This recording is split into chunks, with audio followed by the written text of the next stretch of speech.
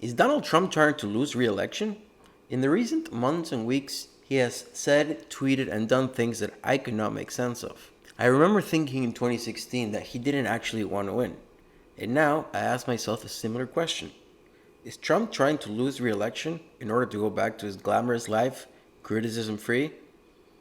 Let's get into it.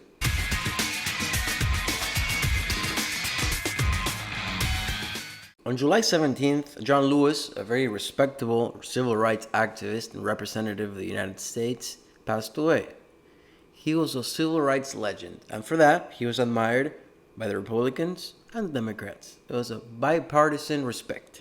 In an interview with Jonathan Swan of Axios, Trump was asked about John Lewis, and he basically said that he didn't like the guy because John Lewis didn't attend his inauguration. How do you think history will remember John Lewis? I don't know. I really don't know. I don't know. I don't know John Lewis. He chose not to come to my inauguration. He chose. I never met John Lewis. Actually, I don't believe. Do you find him impressive? I can't say one way or the other. I find a lot of people impressive. I find many people not impressive. But are you kidding me, man? Is it so hard to say that you respect the guy and just move on? Do you have to put your foot in your mouth every time? You know whose inauguration he also didn't go to?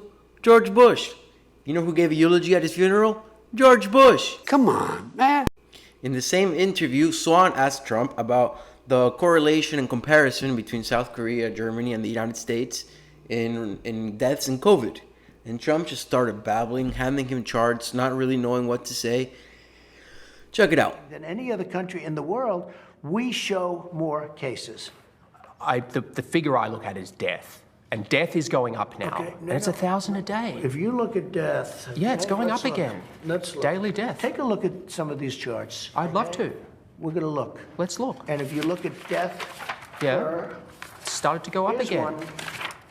Well, right here, the United States is lowest in numerous categories. We're lower than the world. Lower than the lower world? than What is that? Europe. In what? Look. In what? Take a look. Right here. Here's case death. Oh, you're doing death as a proportion of cases. I'm talking about death as a proportion of population. That's where the US is really bad. Well, much worse than South Korea, Germany, etc. You can't do that. You have Why to go, can't I do that? You have to go by where. Look, here is the United States. You have to go by the cases. The cases. Why are not there. as a proportion of when population? We have somebody. What it says is when you have somebody that has where there's a case. Oh, okay. The people that live from those cases. It's surely a relevant statistic to say if the US has X population and X percentage of death of that population versus South Korea. No, because you have to go by the cases. Well, look at South Korea, for example. 51 million population, 300 deaths. It's like, it's crazy compared to... You don't know that. I do. It's on You don't know that. You think they're faking their statistics? South Korea? I An won't advanced get into country? that because I have a very good relationship with the country. But you don't know that. And they have spikes. Look, here's Germany low, here's 9,000. There's so many things he could have said. South Korea got the Asian strain. We are infected with the European strain, which is 10 times more infectious and deadly. He could have said that Sweden, Germany, none of those places have mask mandates. He could have said a bunch of things, but not what he said. More importantly, you don't take an interview if you're not prepared for it, man. Come on, man. Do I personally believe that Trump mishandled COVID? Yeah, a little bit. Not that much how it's claimed in the media. I mean, the travel ban was fantastic. And even for that, he got criticized in the media. So we know that he's going to get criticized no matter what he does, good or bad, right or wrong. Additionally, he has made sure that the states have everything they need. But let me just be candid with you. I'd be lying to you to say that he hasn't been responsive to our needs. He has. And so as a question, as a sort of an offer of objectivity, I have to acknowledge that publicly. And the fact is, every time I've called the president, he's quickly gotten on the line. When we asked to get support for that Mercy ship in Southern California, he was able to direct that in real time. We got 2,000 of these field medical sites that are up, almost all operational now in the state because of his support. And those are the facts. The governor of California, Michigan, and New York, Cuomo, everyone's favorite guy, has thanked the president for giving them all the resources they need, which it's what the federal government has to do. Other than that, all you can do is just work on a vaccine. The rest is up to the states. We're a federalist country. Another thing that Trump seems to be doing on purpose is the whole mask controversy. What's the problem? I don't know if the masks work or not. Just wear a mask. Wear it in public. And then you won't be criticized for it. It's that simple. Don't give them fuel. And definitely don't criticize the mask and then wear the mask and then stop wearing the mask. Come on. Come on, man. And then we have the delayed the elections tweet. Now, of course, the president gave himself an out by posting it as a question, but at a time where the media is saying that you're not going to accept the results of the elections, do you think that's really what's necessary? When the media is posting hypotheticals about how the military is going to have to take you out of office, which is ridiculous and will never happen? Do you think that's the smartest thing to do? No, it's not. And then you retweet this.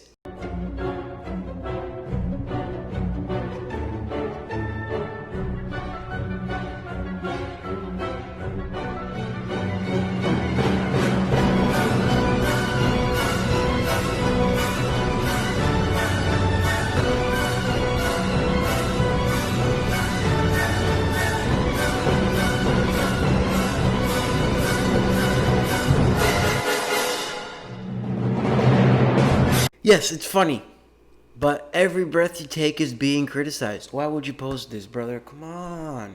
Come on. Now Trump is talking about the evils of mail-in voting. Now, I agree. I don't think the country is ready for full-blown national mail-in voting, as opposed to absentee voting, which is fine. Check out this NBC report on the results of mail-in voting in New York. Tonight, 6 weeks after the New York Democratic primary, congressional candidate Suraj Patel doesn't know if he won or lost because election officials have yet to announce a winner. It was just a complete mess of a system. The reason? 10 times more New Yorkers, a whopping 1.8 million, requested absentee ballots than did 4 years ago. Experts tell NBC News New York election officials were woefully unprepared. Governor Andrew Cuomo had tried to make the process easier by sending postage-paid envelopes with all requested ballots. But that ended up backfiring because to be counted, ballots need to be postmarked with a date, something the post office doesn't usually do for prepaid metered mail. So those ballots, thousands of them, were not counted. Thousands not counted. In Philadelphia, an experiment was done. And after the experiment was concluded, 3% of the mailing ballots never made it to the polling place, to the correct destination. In Brooklyn, now this isn't an experiment, this actually happened. 30% of the mailing ballots got rejected for one reason or another, one of them being that the signature did not match previous records. 30%. Fiascos like this have been happening all across the country. Fraud in vote-by-mail systems is extraordinarily rare. The president votes by mail, you vote by mail, and a dozen other top Trump administration officials vote by mail. So with regard to the absentee system, that's right. And there is ample evidence of fraud. I would point to the best example of this, and very recent, was May 12th, New Jersey's special election in Paterson, New Jersey, where 1 in 5 mail-in ballots were found to be fraudulent in the election. New Jersey officials were charged in that case, and resident Ramona Javier said this is corruption, this is fraud. There are 8 relatives and immediate neighbors she knows of listed as having voted, but who insist they never even received a ballot. There are ample examples of fraud, and we can get those to you more than just Paterson, New Jersey. As a nation, we're just not ready for a national mail-in ballots. We're just not. When it comes to electing a president, foreign policy, in my opinion, is a lot more important than domestic policy.